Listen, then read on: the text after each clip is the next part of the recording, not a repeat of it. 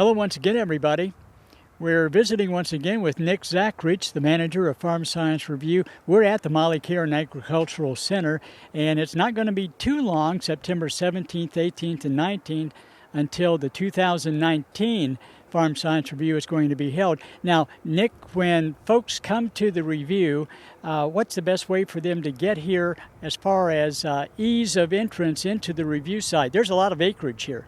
Yeah, so we have 2,100 acres total, and the exhibit area itself is 100 acres with 100 acres of parking around it. So coming off of US 40, I really recommend you come from the west if at all possible, and come in State Route 56, just because of the construction that's on I-70 this year. So just keep that in mind when you're traveling in, and it'll be much smoother sailing too when you come in. And then early is better. So like I mentioned before about timing, our busiest time of the year, busy time of the day is 9 to 10 in the morning. So if you come before 9 o'clock, you'll beat the traffic. You can beat the traffic at Farm Science Review. Okay, now when folks do come, and coming in the east side, I suppose that would be the easiest way for them to get in. Now, once they get in, one of the first things they see is that big electric building, and I guess it might be time to talk a little bit about one of the things a lot of people like to see when they come out here, and that's those exhibitors that have alternative energy possibilities that farmers can look at. That's right, and we have quite a few of those exhibitors, and you can find those in our directory and in the program. So we'll use that if you're looking for some different means of that. But solar panels, especially, the price of those have come down a lot. So anybody that has animal agriculture that is a regular consumer of electric throughout the year. So grain bins, when you have a high peak demand one part of the season, maybe not be the best. But if you have high demand throughout the whole year continuously, looking into solar would definitely be a good option. Talking about animal agriculture, if we look over our shoulders, we can see where a lot of the livestock agriculture is going to be held here at the review. That's right. So we don't really have segmented parts of our show, but naturally these folks like to be near each other. And if somebody's interested in different cattle breeds, or looking for a bull, or looking for panels, or fencing, all those type of things you need for animal agriculture, they've kind of all migrated towards the same spot for the most part. So they're down here in the southwest corner of the exhibit area. Also close by is our education corral for livestock education. So there's going to be some information there about transportation of livestock, and some other good information from extension professionals. And we'll have some help from some other universities and colleges as well. So find a lot of good resources in that area. Now, we're standing at a location that just a couple of years ago was transformed from all grass to, it's all gravel now, but there was a reason for that. That's right. So, whenever you have, wet springs, wet summers, whatever the case may be, you can kind of gauge, okay, if we have 10 inches of rain in 2 weeks before Farm Science Review, what's going to happen? And we can see that. So this is one of those big areas that had some drainage issues that we did some fixing on. So major underground drainage and some drainage with like French drains with gravel. And now we went ahead and made the surface gravel as well. So it's a nice even surface. We have a huge clear span structure that goes up on this lot. So you need a pretty good sized lift to be able to stand that up. And that's kind of what caused us a lot of problems with putting up that structure. You have to have that big heavy lift, big heavy structure, causing ruts, and then we'd have to fix it every year. So gravel makes it a whole lot easier for us before the show, makes a nice clean surface during the show, and it's a lot easier to walk on than us trying to level out ruts from those big lifts and things. So this whole lot has been graveled. So we have about 100 exhibitors, 100 booths, because some exhibitors have more than one booth. Some are on the outside as outdoor space, but a lot of them are on the inside of that tent and need to have a good surface for visitors to come by. I guess it gives a different kind of meaning to the big top. That's right. Yeah. So it's a pretty long tent. It's over 280 feet long. So it's quite a bit of space in there. So yeah, when people are walking through, you can kind of get the feel of it's almost the size of a football field. It's really kind of a neat experience. Now we look around and we can see all kinds of buildings. I guess the color scheme for most of them is scarlet and gray. I wonder why that is. But at the same time, not all the buildings are that way. Understand that one of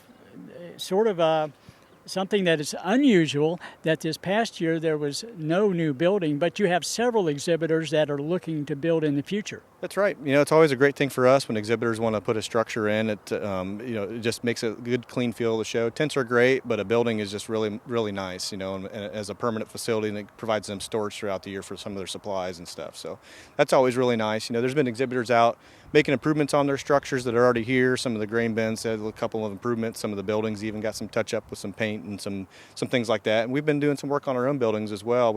We're putting a large fan, a large or high volume low velocity fan. So some of the animal agriculture folks may be familiar with that. So there'll be an example for you to see in one of those from one of our exhibitors. So we're making some improvements to our own buildings as well.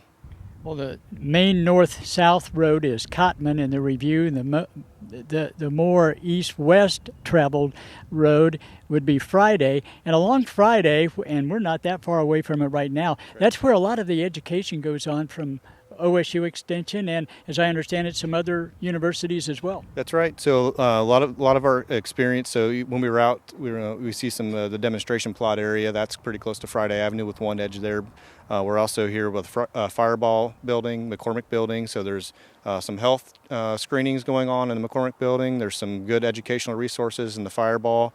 If you have a student or if you are a prospective student, you can go into the Bailey Building and see if maybe Ohio State might be right for you and some of the majors that are and programs that are available in our college. But also, the food vendors are on that road too, so that also helps the traffic on Friday Avenue. There's a lot of other things going too. So we have Ohio State, obviously, because that's we are Ohio State. Farm Science Review is a department at Ohio State in the College of Food, Agricultural, and Environmental Sciences. But we also have some help from Central State and from Purdue, and some of the other colleges are out there too. Findlay University is going to be providing a little bit of educational help at our livestock education corral as well. And a lot of those educational facilities get involved with Ask the Experts. Yeah, so we have a program called Ask the Experts, usually 10 to 15 minute long discussions, and give you an opportunity to be able to ask some questions from the audience to some of the professionals and the pros and the experts in those areas. So be watching for that schedule to come out early in the program, so you'll be able to see that and online on our website as well, so that kind of see what those are, see who the experts are that we're going to be bringing in, and to see if there's maybe something you just had a question about and you want to really get a knowledgeable answer on from the pros. And I guess the one big question I'm going to ask right now, might ask it again. Ohio has seen an awful lot of rain throughout the Buckeye State, and it's affected crops, plantings, and it's going to have an impact on harvest. What do the crops look like here?